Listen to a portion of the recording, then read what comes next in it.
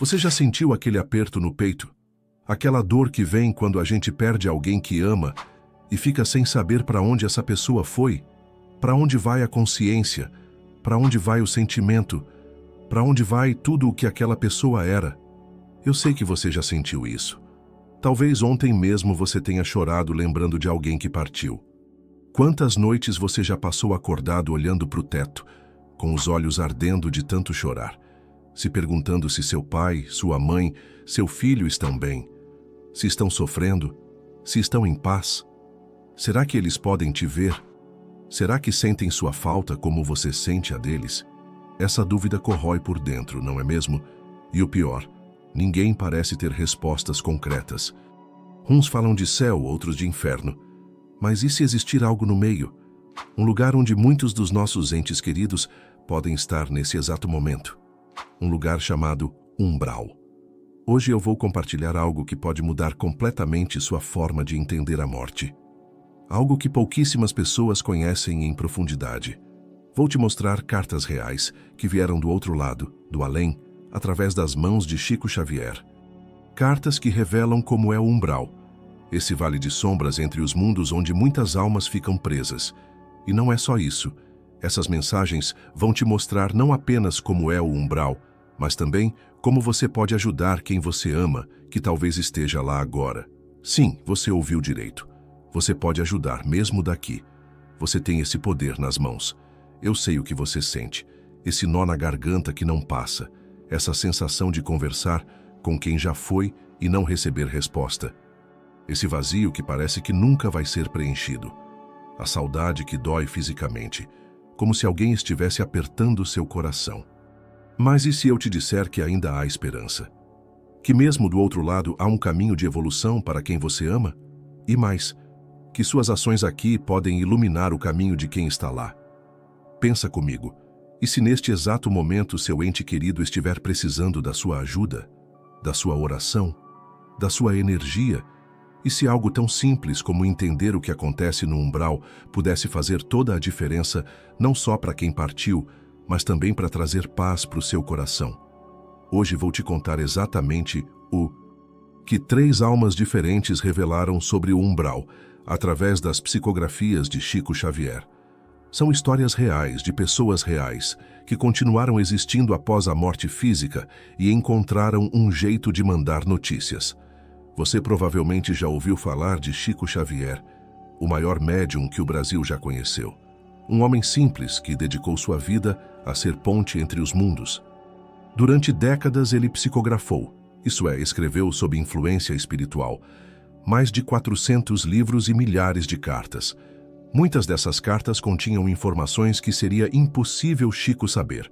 Nomes de familiares, eventos específicos, segredos que só o falecido conhecia. Juízes já aceitaram essas cartas como provas em tribunais, tão precisas e verificáveis elas eram. O que vamos ver hoje são 3 cartas surpreendentes que revelam o que realmente acontece quando morremos carregando pendências emocionais e espirituais. Vamos entender o que é o umbral de verdade, como as almas vivem lá, e o mais importante, como é possível sair de lá e seguir o caminho de luz. Mas antes de mergulharmos nessas revelações, quero saber uma coisa. De onde você está assistindo este vídeo? Compartilha nos comentários sua cidade e estado. Quero entender até onde essa mensagem está chegando, porque tenho certeza que não é coincidência você estar aqui hoje. Tem um propósito nisso. Esse conhecimento pode mudar não só a sua vida, mas também a existência de quem você ama e já partiu. Então me conta, de onde você está? Sua participação mostra que esse assunto tão importante está chegando a todos os cantos. Agora vamos conhecer a primeira carta. É a história de Mário, um homem que descobriu da maneira mais difícil que a escuridão do umbral não é eterna. O que ele revelou vai te fazer repensar tudo o que você acredita sobre vida após a morte. Mário era um homem como tantos que a gente conhece. Trabalhador, pai de família, daqueles que acordava cedo todo dia para colocar comida na mesa. Não era santo, mas também não era má pessoa. Tinha seus erros como todos nós temos. Sabe aquele tio que todo mundo tem, que conta piada em churrasco de família, que às vezes bebe um pouco demais, que tem suas manias. Era mais ou menos assim. O problema é que, por baixo daquela aparência comum, Mário carregava pesos que ninguém via. Rancores antigos que não conseguia largar. Tinha brigado com o irmão por causa de herança e passaram anos sem se falar. Guardava mágoas da ex-esposa, a quem culpava pelo fim do casamento, mesmo sabendo no fundo que também tinha errado.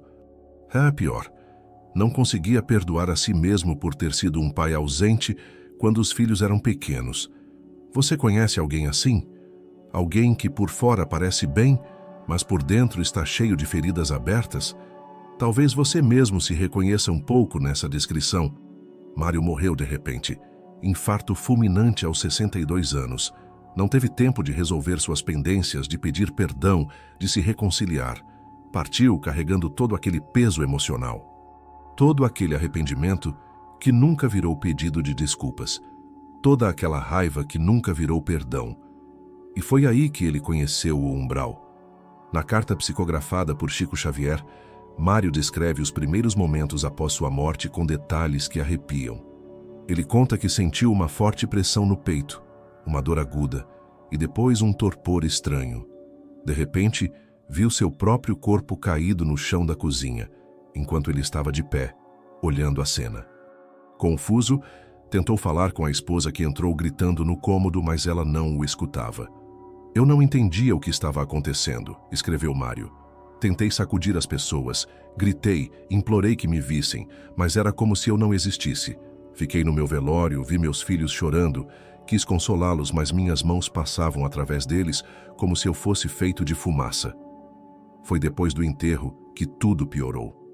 Mário conta que começou a sentir um peso, como se o ar ao seu redor fosse ficando mais denso, mais escuro.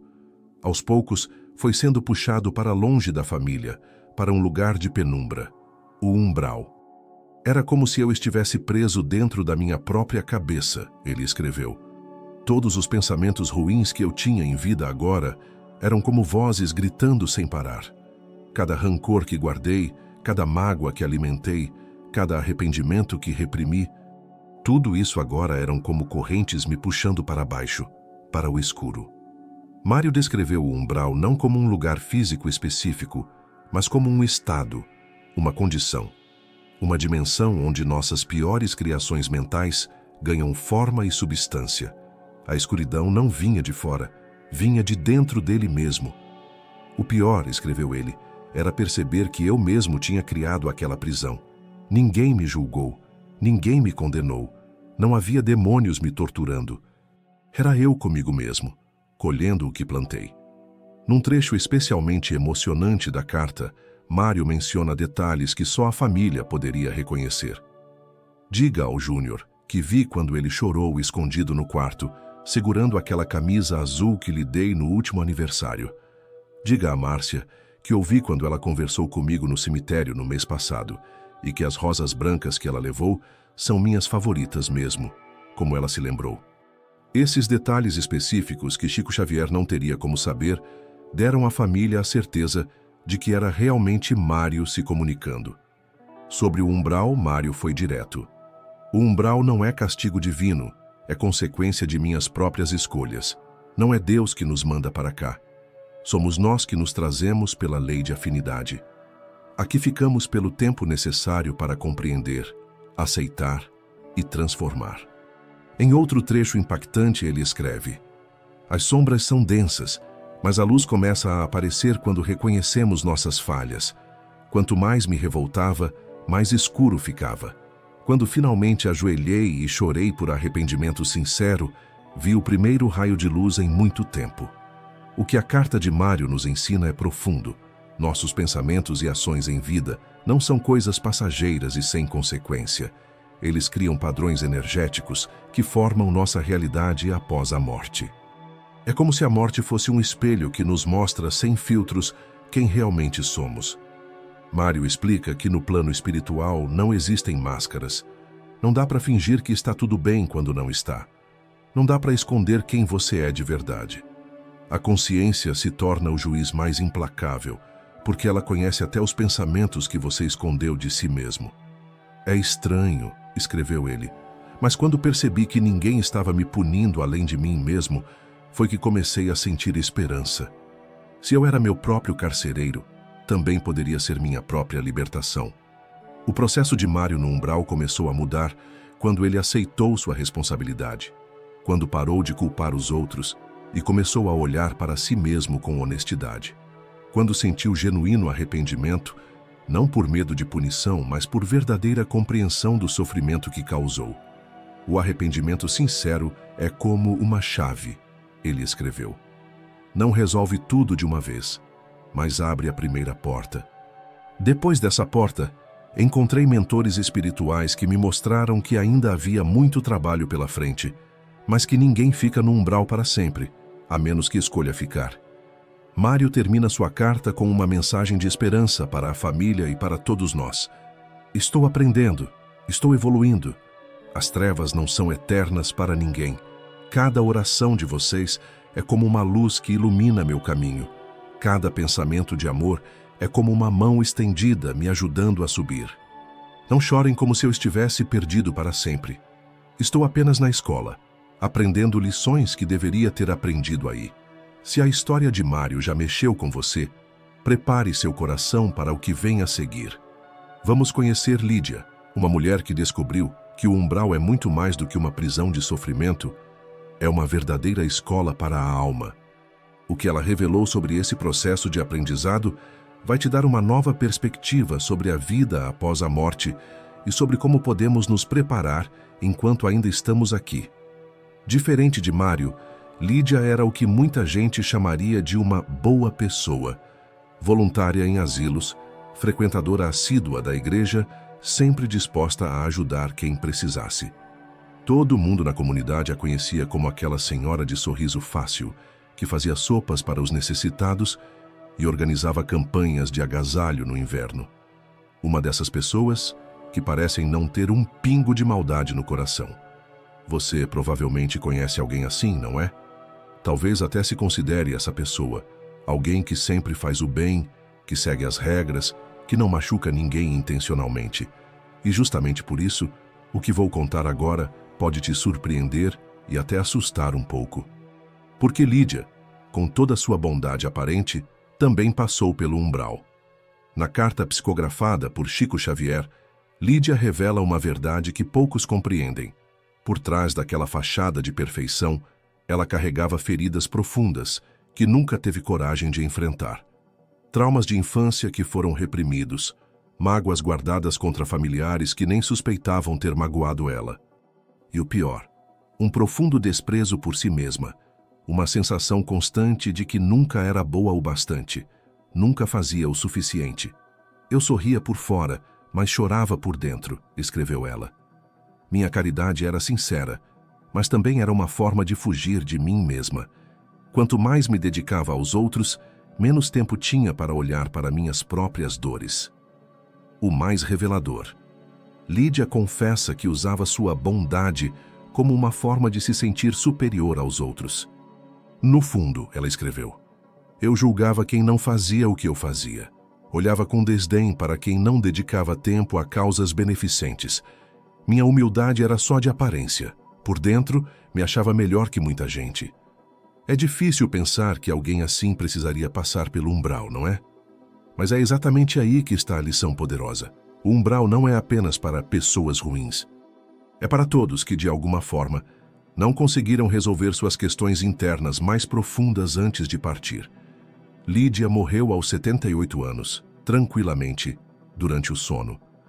Ela conta que sua passagem foi serena, sem dor, mas o que veio depois a pegou completamente de surpresa.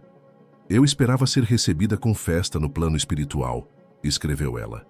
Afinal, tinha feito tanta caridade, ajudado tanta gente. Mas quando abri os olhos depois da morte, me vi num lugar cinzento, nem claro nem completamente escuro. E a sensação mais estranha, estava sozinha. Ninguém veio me receber. Lídia descreve como, nos primeiros momentos, ficou confusa e até indignada. Onde estavam todos aqueles que eu ajudei? Onde estavam os anjos, os mentores? Porque eu, que fui tão boa, estava naquele lugar sem graça, sem luz. Foi então que começou o verdadeiro processo de aprendizado. Lídia conta que o umbral para ela foi se revelando não como um lugar de punição, mas como um espelho implacável. Um espelho que mostrava não suas ações externas, mas seus verdadeiros sentimentos e intenções. Era como estar numa sala fechada, só eu e meus pensamentos, ela escreveu. E esses pensamentos começaram a tomar forma ao meu redor. Cada julgamento que fiz contra os outros se materializava. Cada sentimento reprimido ganhava voz e falava comigo. Era como se meu subconsciente inteiro estivesse sendo projetado ao meu redor, e eu não podia mais fugir dele. Em um trecho particularmente intenso, Lídia revela: no umbral, não podemos mais fugir de nós mesmos. Não há distrações. Não há como se ocupar com 1000 tarefas para evitar olhar para dentro. É você e sua verdade nua e crua. E foi aí que percebi quanto medo eu tinha da minha própria verdade. O processo de Lídia no umbral foi diferente do de Mário. Enquanto ele lidava principalmente com arrependimento por ações concretas, ela enfrentava algo mais sutil, a descoberta de quem realmente era por trás das máscaras sociais. Cada dor que senti foi um véu de ilusão caindo dos meus olhos, escreveu ela. Doía sim, mas depois de cada dor vinha uma clareza nova. Comecei a ver padrões na minha vida que nunca tinha notado antes. Comecei a entender por que fazia o que fazia, por que sentia o que sentia. Lídia descreve como, aos poucos, o cinza ao seu redor foi clareando à medida que ela aceitava suas próprias sombras. O umbral não era uma punição, era uma oportunidade. Uma oportunidade de finalmente ser honesta comigo mesma, sem as expectativas dos outros, sem a pressão de parecer perfeita. Um dos momentos mais bonitos da carta é quando Lídia conta sobre o dia em que finalmente pediu ajuda. Depois do que pareceu uma eternidade enfrentando meus próprios demônios, simplesmente ajoelhei e disse: não consigo fazer isso sozinha. Foi como se essas palavras tivessem aberto uma porta. Pela primeira vez desde que cheguei, não estava mais sozinha. Encontrei mestres espirituais que me guiaram quando finalmente pedi ajuda. Esses mentores, segundo Lídia, não vieram para julgar ou punir, mas para orientar. Eles me mostraram que o umbral não era meu destino final, mas uma escola necessária. Cada lição aprendida ali me aproximava mais da luz. O que Lídia nos ensina sobre o umbral é profundamente transformador. Ela mostra que o autoconhecimento, não o superficial, mas o verdadeiramente profundo, é a chave para a libertação da alma. Que não adianta fazer 1000 boas ações se por dentro ainda carregamos mágoas, julgamentos e feridas não curadas. O que eu aprendi, ela escreveu, é que o sofrimento pode ser transformado em crescimento quando o encaramos de frente. Cada dor enfrentada com coragem se torna um degrau para cima.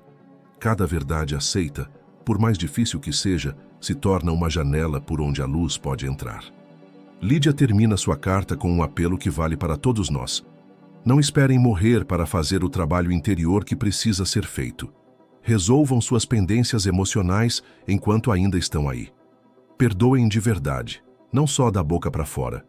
Reconheçam seus erros, aceitem suas sombras, porque aqui no mundo espiritual, tudo o que vocês reprimiram vem à tona de qualquer jeito, e é muito mais difícil lidar com isso depois.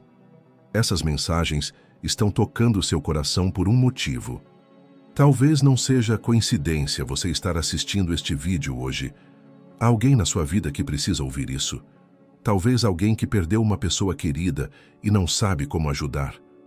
Ou alguém que você sente que está vivendo de aparências, precisando de um despertar. Conta nos comentários quem você vai ajudar compartilhando este conhecimento. Seu comentário pode ser a luz que alguém precisa hoje. Agora, prepare-se para conhecer a história mais surpreendente. Fernando era um líder religioso respeitado por todos. Um homem que conhecia as escrituras sagradas de cor, que orientava centenas de pessoas em seu caminho espiritual. Mas o que ele descobriu sobre si mesmo no umbral vai te fazer questionar tudo o que você acredita sobre espiritualidade verdadeira. Fernando não era apenas um seguidor da espiritualidade, Ele era um guia, um mestre, um líder. Por mais de 30 anos, dirigiu uma congregação religiosa respeitada, com milhares de seguidores que bebiam de suas palavras como se fossem água no deserto.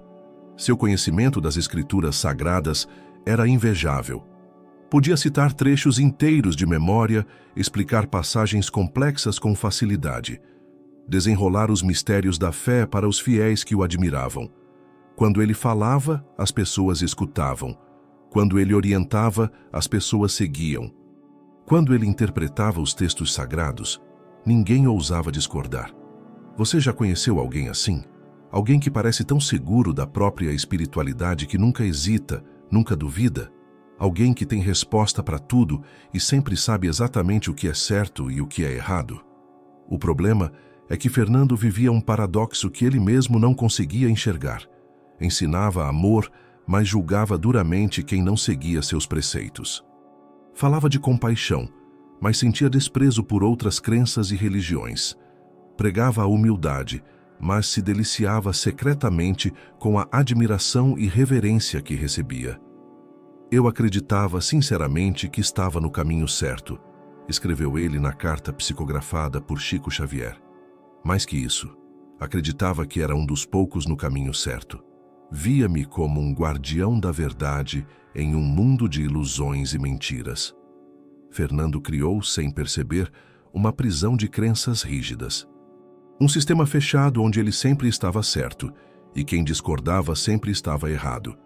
Suas interpretações dos textos sagrados eram as únicas válidas.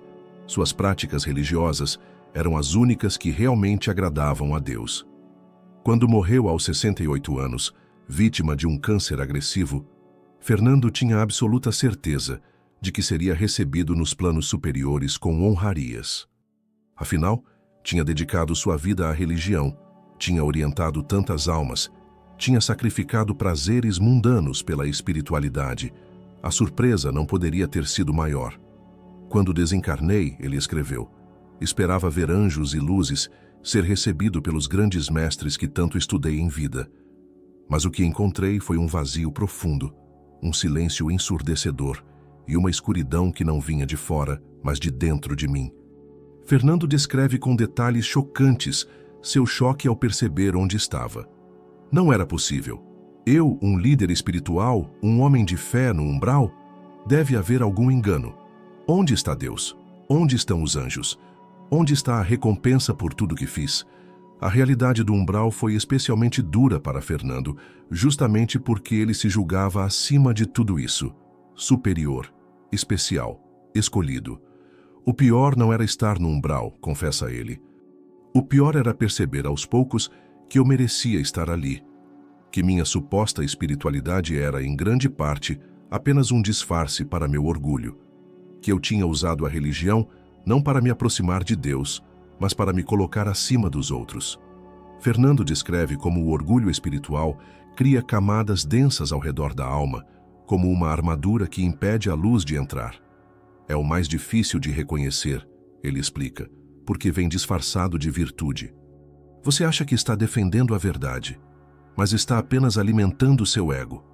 Um dos trechos mais comoventes da carta é quando Fernando admite: eu, que julguei tantos, agora era julgado pela minha própria consciência. E ela era muito mais severa do que eu jamais fui com qualquer pecador que veio buscar meu conselho. Ele continua: o umbral me mostrou que não são os títulos ou conhecimentos que elevam o espírito, mas o amor genuíno. Eu conhecia as escrituras de cor, mas não conseguia amar verdadeiramente quem pensava diferente de mim. Fernando descreve seu processo de despertar no umbral como extremamente doloroso. Cada pessoa que ele havia julgado ou menosprezado em vida aparecia em suas memórias, e ele sentia na pele o sofrimento que havia causado.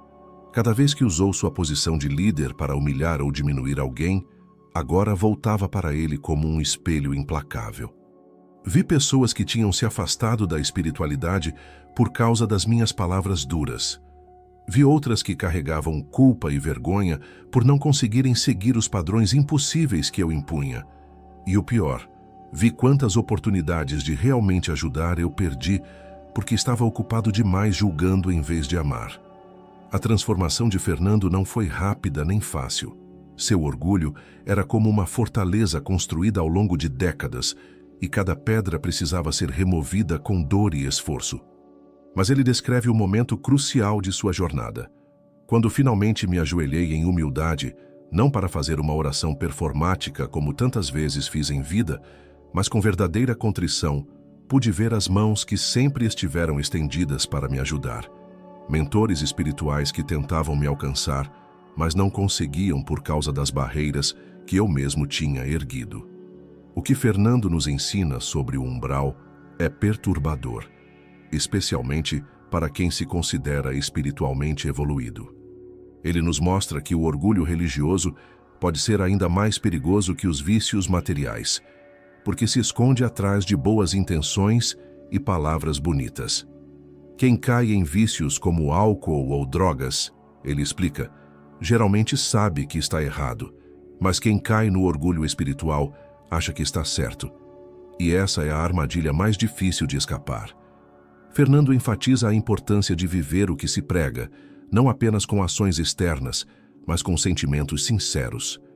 De que adianta fazer todas as orações, seguir todos os rituais, conhecer todos os textos sagrados, se no coração ainda há julgamento em vez de compaixão? De que serve a religião que não transforma verdadeiramente o ser?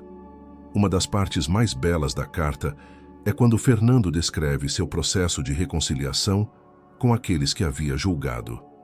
No umbral, comecei um trabalho que continuo até hoje, buscar cada alma que magoei com meus julgamentos e pedir perdão.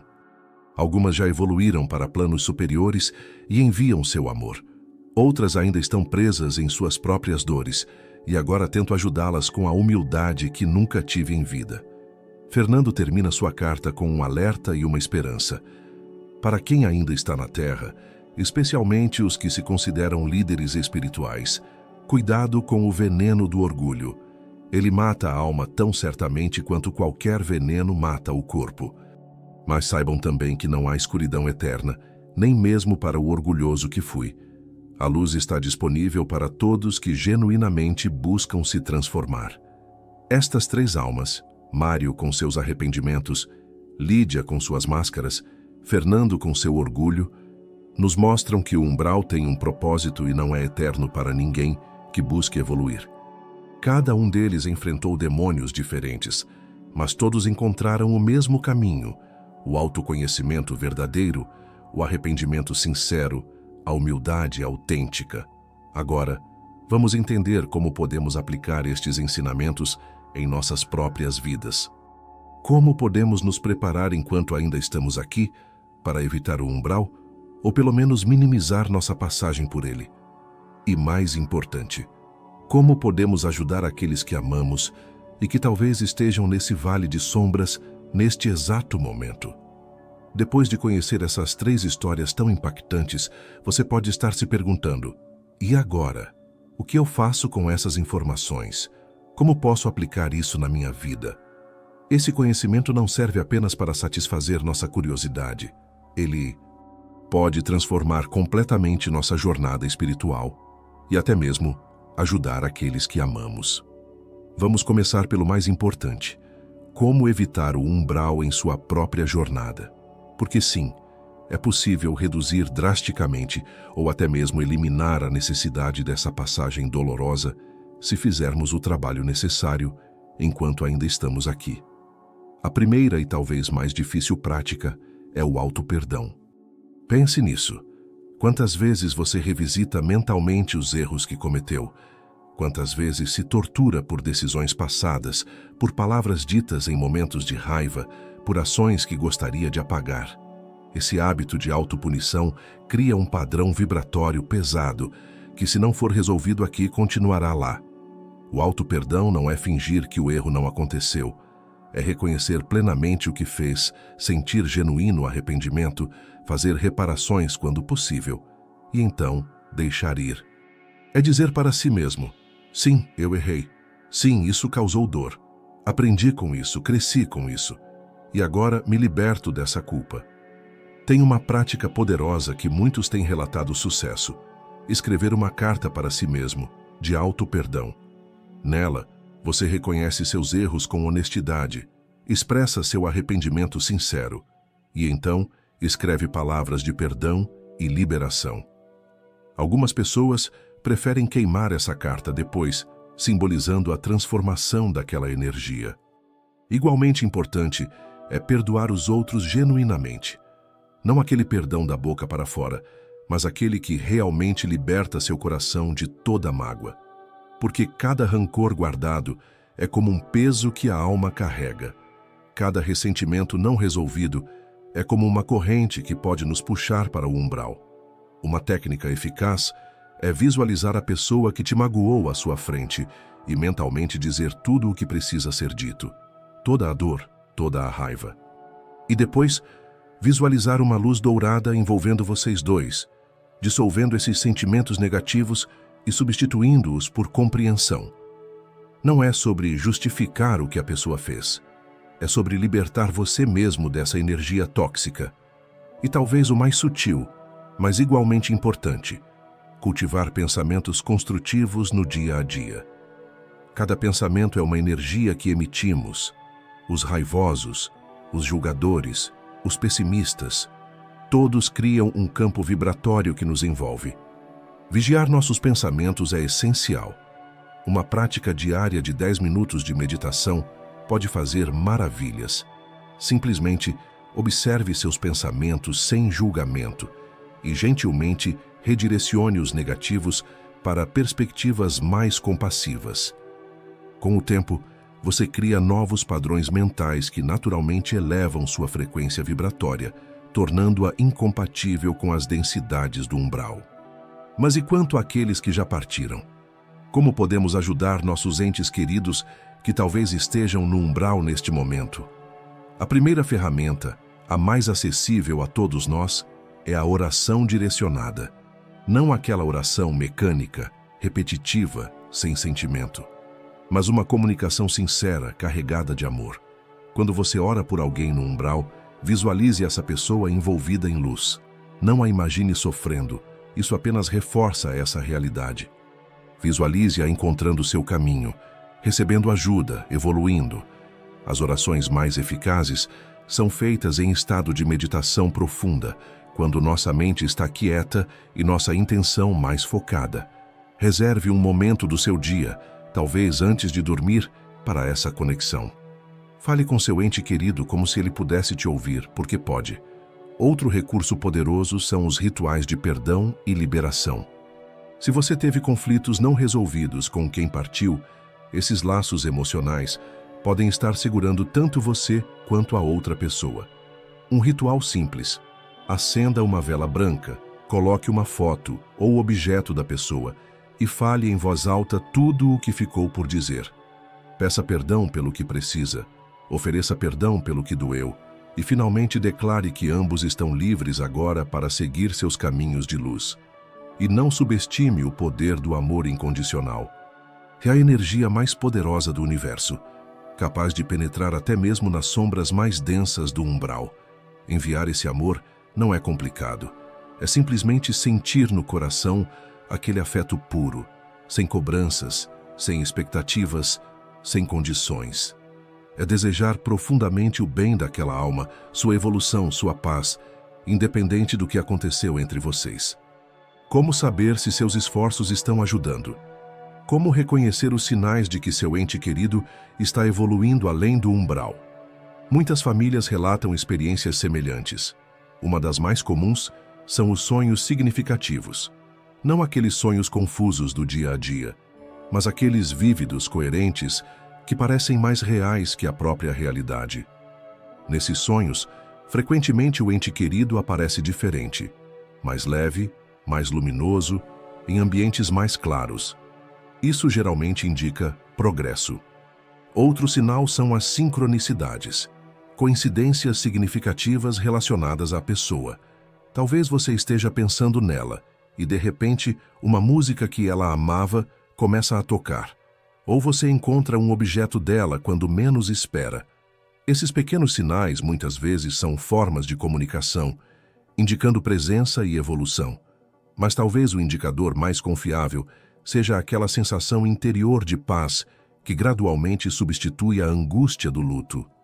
Aquela certeza inexplicável, aquele conforto que surge sem motivo aparente.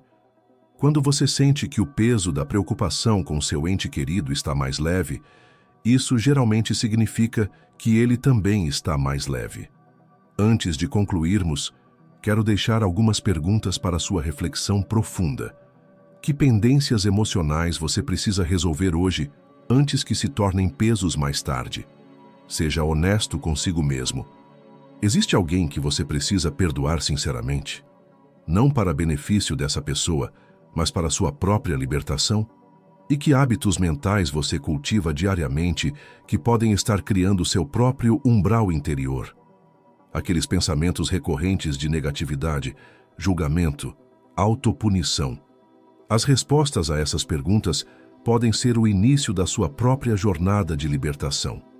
O que aprendemos hoje com essas 3 cartas do além é que o umbral não é um castigo divino, mas uma consequência natural das energias que cultivamos.